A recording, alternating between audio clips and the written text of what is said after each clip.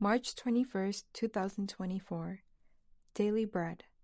Passage: Judges chapter 16, verse 1 to verse 17.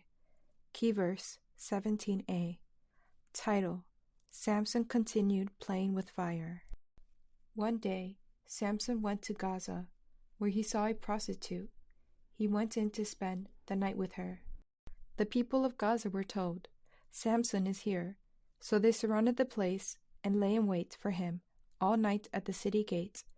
They made no move during the night, saying, "At dawn we'll kill him." But Samson lay there only until the middle of the night. Then he got up and took hold of the doors of the city gate, together with 2 posts, and tore them loose, bar and all.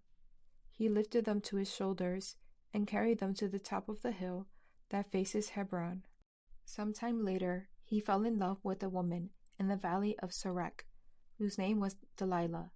The rulers of the Philistines went to her and said, "See if you can lure him into showing you the secret of his great strength and how we can overpower him, so we may tie him up and subdue him.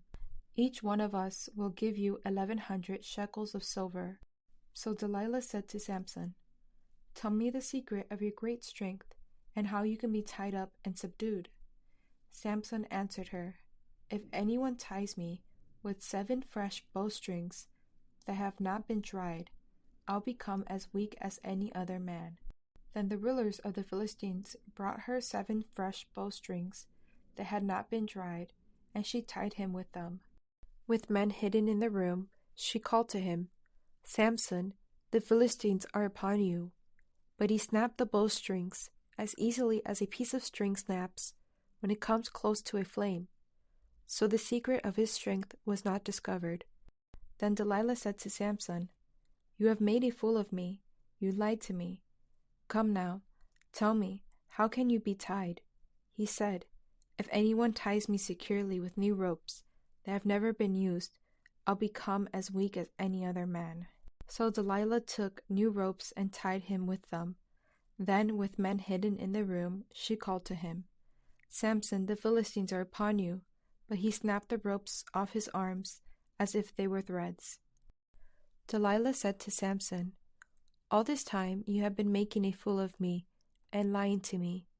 Tell me, how can you be tied?" He replied, "If you weave the 7 braids of my head into the fabric of the loom and tighten it with the pin, I'll become as weak as any other man." So while he was sleeping, Delilah took the 7 braids of his head, wove them into the fabric, and tightened it with the pin. Again she called to him, "Samson, the Philistines are upon you." He awoke from his sleep and pulled up the pin and the loom with the fabric.